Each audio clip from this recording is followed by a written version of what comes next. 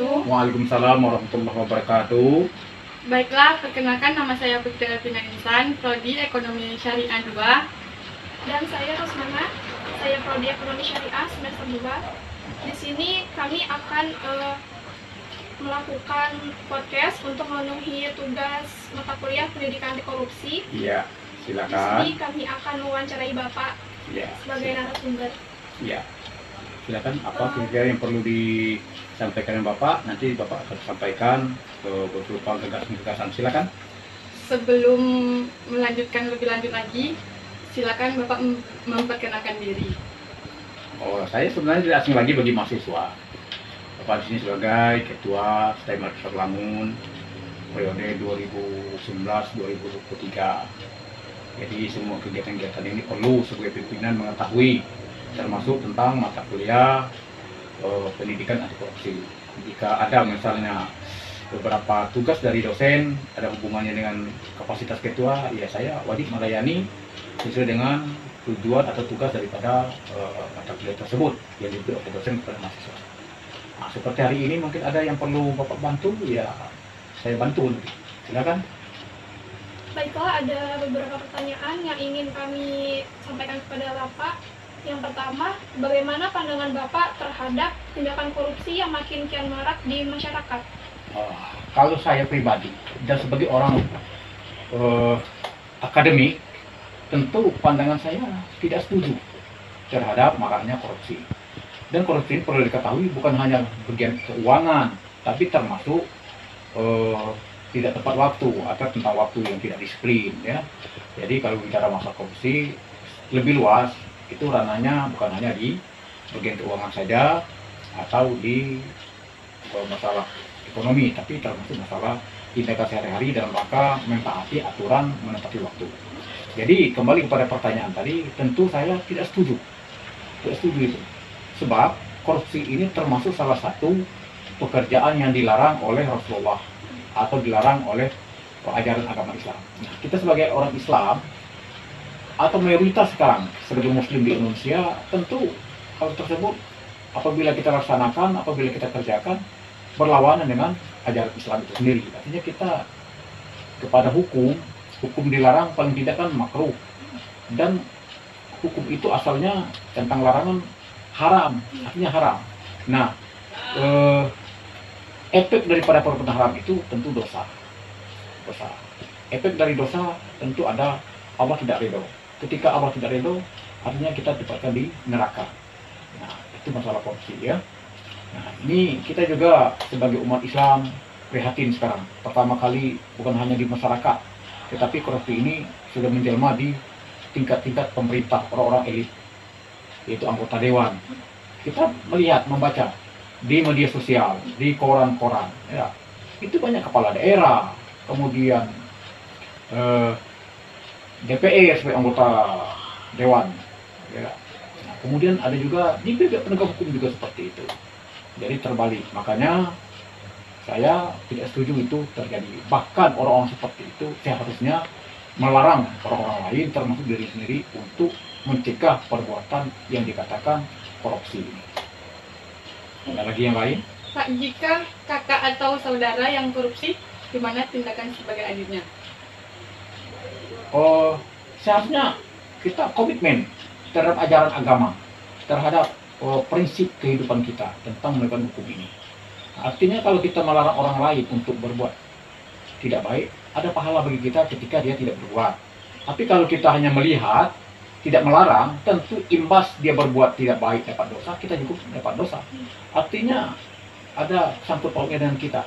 Dalam Al-Quran itu ada ayat mengatakan, ku ampusakum wa ahlikum naro. Pelihara diri kamu dan keluarga kamu dari ancaman api neraka. Artinya azab Allah. Jadi kalau adik kita, kakak kita, termasuk orang tua kita berbuat korupsi, nah kita sebagai orang yang punya pengetahuan, orang sebagai ini mahasiswa, ya harus wajib itu menegur orang tua kita. Tapi caranya dengan sopan santun, dengan peribahasa yang lemah lembut. Nah, gitu. Termasuk juga adik kita dan sebagainya, yang dibiarkan. Nah ini, jadi itu komitmen kita terhadap Al-Quran itu ya penting. Ini ayat Al-Quran itu sah, soheh, ya. Ku ampusaku wa ahliku naro. Pelihara diri kamu, artinya kita sendiri mencegah perbuatan kecil itu, atau juga kita tidak berbuat. Nah, kemudian ku ampusaku terhadap diri kita, wahaliku terhadap keluarga kita. Keluarga itu ada yang naik, artinya tingkat di atas orang tua kita. Kemudian ada juga sebaya dengan kita, ada juga adik kita dari ancaman api neraka. Ancaman neraka itu memang itu zahir itu, tapi terlaksananya pada waktu hari akhir atau hidup setelah akhir. Tapi di dunia ya ada juga imbasnya. Kadang-kadang kita orang-orang yang korupsi itu tidak tenang berpikir, ya takut-takut saja dengan orang-orang korupsi. Artinya mentalnya itu bisa jatuh. Jadi kita tegur mereka. Lalu Bapak sebagai pimpinan STAI Ma'arif ini, bagaimana cara Bapak untuk melakukan tindakan atau kegiatan sehari-hari agar terhindar dari korupsi, Pak? Ya. Kalau sebagai pimpinan STAI, tentunya pertama tindakan kita memasukkan mata kuliah pendidikan anti korupsi. Tentu melalui dosen bersangkutan sudah menyampaikan kriteria korupsi, kemudian tindakan korupsi dan bagaimana antisipasi untuk melaksanakan anti korupsi dan akibat daripada perbuatan perbuatan korupsi itu dia mungkin ada sanksinya. Ini merupakan dosen yang menyampaikan aspirasi pimpinannya dan itu sudah masuk mata kuliah. Yang kedua, tentu kita berbuat terhadap diri kita sendiri. Kita jangan berbuat korupsi. Korupsi besar keuangan, salah belanja ya, kemudian korupsi tentang waktu. Nah, saya sudah aktif melaksanakan waktu ini tepat waktu, kecuali kalau memang ada hal-hal yang tidak diingini atau hal-hal yang tidak tercipta dengan itu sendiri. Tapi kalau masalah waktu normal, ya sebelum mata kuliah dilaksanakan pada jamnya jam 8, saya sudah masuk di jam 8 kurang 15 menit setiap kita bertindak untuk kuliah. Itu yang kedua. Yang ketiga, tentunya memberi informasi kepada teman-teman dalam hal ini pengurus yang lain, pengurus STAI Ma'arif Sawarlangun, supaya berhati-hati jangan sampai kita tertindak kepada tindakan korupsi. Nah, kemudian para dosen. Nah, itu dalam pelaksanaan pertemuan dengan dosen yang pengurus sudah saya katakan hal tersebut. Tentunya ketika kita menetapkan mata kuliah pendidikan anti korupsi. Nah, teman-teman yang hadir ketika itu, para dosen dan para pengurus, mengerti bahwa saya tidak mau ada nanti kasus korupsi di STAI Ma'arif. Baik itu masalah pembelanjaan keuangan, masalah belanja, ya. Yang kedua, masalah keaktifan menepati waktu kuliah. Namun demikian, ya perbuatan ini ya masih ada juga. Pertama kali yang nampak oleh kita ketika proses perkuliahan, ada dosen yang tidak tepat waktu. Kemudian ada juga dosen yang sudah tepat waktu. Tentunya ini perlu ada pembenahan dan punya proses ke depan. Nah, jadi untuk anti korupsi ini kalau tidak semudah membalik telapak tangan, tapi keinginan kita, tujuan kita ke sana supaya jangan ada korupsi terjadi di STAI Ma'arif. Itu kalau peran saya sebagai ketua STAI Ma'arif Sawarlangun. Nah, sebagai tenaga pendidik, tentunya kita menanam rambu-rambu tentang hal-hal yang tidak melaksanakan korupsi tadi. Ada rambu-rambu kita tanamkan akidah. Dalam akidah itu ada sifat Allah. Di antaranya Allah itu mempunyai sifat basar, artinya melihat. Ketika orang tidak ada melihat atau orang-orang lain tidak hadir di tengah-tengah kita, Allah tetap melihat apa yang kita buat, apa yang kita tulis, apa yang kita niat. Nah, ini perlu ditanamkan kepada peserta didik semua tingkatan, baik itu di SD, TK, sampai ke perguruan tinggi. Nah, lagi perguruan tinggi ada memang mata kuliah yang dikatakan anti korupsi tadi. Nah, itu yang secara umum. Tentu masyarakat yang melaksanakan tersebut tanpa terkecuali. Harapan saya ke depan, betul-betul pemerintah menegakkan hukum di Indonesia ini dengan tegas. Jadi tidak pilih bulu. Ya, siapa yang kena melaksanakan anti korupsi, ya dia dihukum sesuai dengan aturan yang berlaku. Baik itu pihak kepolisian, TNI, DPR, kepala negara, atau juga kepala desa.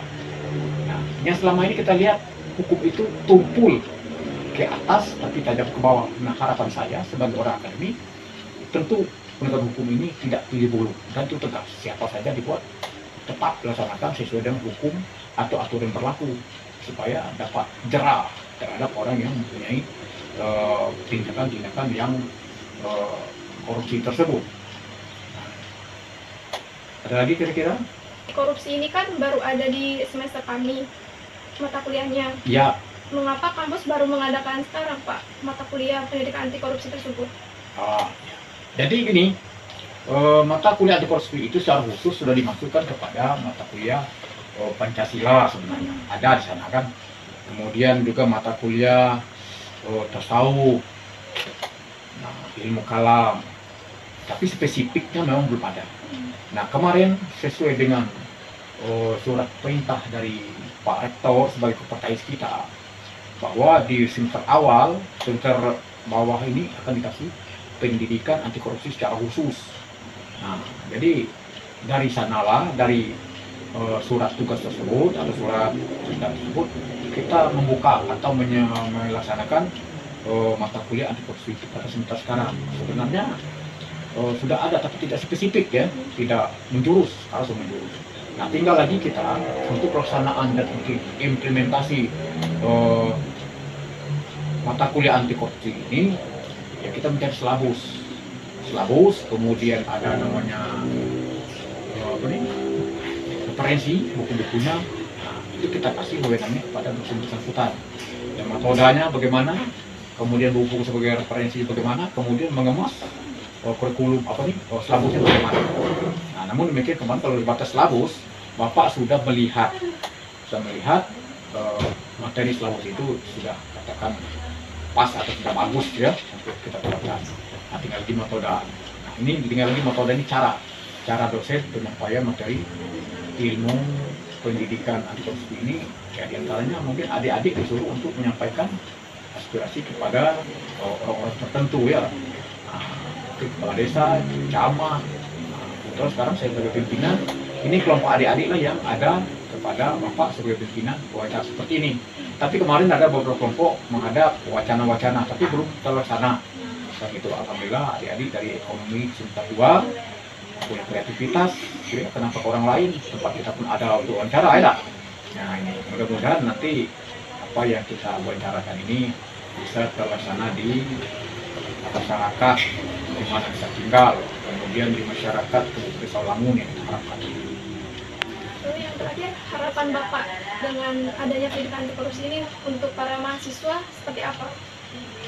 Harapan saya sebenarnya yang dikatakan korupsi itu tidak ada di kampus. Kenapa? Ya, kita orang-orang Islam, ini mahasiswa Islam ya. Kemudian ditambah lagi dengan pendidikan mata kuliah yang munafik, ada hadis, ada tafsir ya, ulumul Quran. Nah, sekarang ditambah lagi dengan pendidikan anti korupsi. Nah, harapan saya korupsi ini di STEM Arif khususnya tidak ada cara bebas daripada korupsi itu. Pertama masalah keuangan atau anggaran ya. Yang kedua masalah waktu tadi, ada waktu ya. Salah satu orang bisa jadi sukses dia disiplin waktu. Nah, kalau kita hari ini proses pembelajarannya tidak disiplin, tentu nanti di masyarakat kita sebagai orang mengajar, sebagai orang-orang yang dipercaya, karena biasa tidak disiplin, tentu nanti tidak disiplin. Maka dari hari ini atau dari awal-awal kita giring mahasiswa dan teman-teman yang lain supaya disiplin. Kalau mahasiswanya disiplin, dosennya tidak disiplin, tidak bisa. Itu namanya bertepuk tangan sebelah. Ya. Nah, tentu mahasiswa disiplin dan dosennya pun lebih disiplin, pengurus lebih disiplin. Nah, itu masalah waktu ya. Masalah keuangan tadi tentu ada seperti BEM, melaksanakan kegiatan-kegiatan pada proposal. Tentunya dengan proposal itu pembelanjaan yang dibelanjakan untuk BEM dalam rangka kegiatan sesuai dengan proposal yang ada, tidak meningkatkan anggaran dan tidak melebihkan anggaran. Nah, ini kadang-kadang melebihkan anggaran, mana uangnya masuk ke saku. Nah, kalaupun kita memang ada transportasi, buat situ anggaran transportasi ngantar surat, ya, transportasi ngantar undangan dan sebagainya, bisa saja. Nah, ketika kita mau kegiatan perlu snack, beli snack berbentuk kue kotak, berapa kotak, 100 kotak kali 6.000, berarti 16.000. Makanya kita bisa saja seperti itu. Yang tidak boleh itu salah pembelanjaan, ya. Salah pembelanjaan, salah akaran, dan ini sebenarnya dalam agama Islam sudah dahulu itu, sudah mendahului, tapi implementasinya oleh pemerintah kita supaya spesifik lagi dibuatlah pendidikan yang akan Bapak, terutama di kalangan dosen dan korupsi, kemudian di kalangan peserta didik dan mahasiswa semua tingkat, semua polri tidak ada korupsi, yaitu masalah keuangan maupun masalah transaksi Bapak. Baiklah, dari hasil wawancara kami dapat saya simpulkan bahwa jadi korupsi ini merupakan tindakan yang dapat merugikan masyarakat. Nah, jadi dengan diadakannya pendidikan anti korupsi ini, kampus mengharapkan mahasiswa dapat terhindar dari kegiatan korupsi tersebut. Iya, benar. Baiklah, mungkin hanya ini saja. Pak, terima kasih atas kesediaannya waktu untuk menjadi narasumber kami dalam tugas podcast ini. Kami sekali lagi mengucapkan terima kasih banyak kepada Bapak. Baiklah, kami akhiri. Wassalamualaikum warahmatullahi wabarakatuh. Waalaikumsalam warahmatullahi wabarakatuh. Selamat untuk melaksanakan kuliah dan tentunya harapan Bapak kepada mahasiswa khususnya kalian mendapat ilmu yang banyak dan nilai yang sangat memuaskan.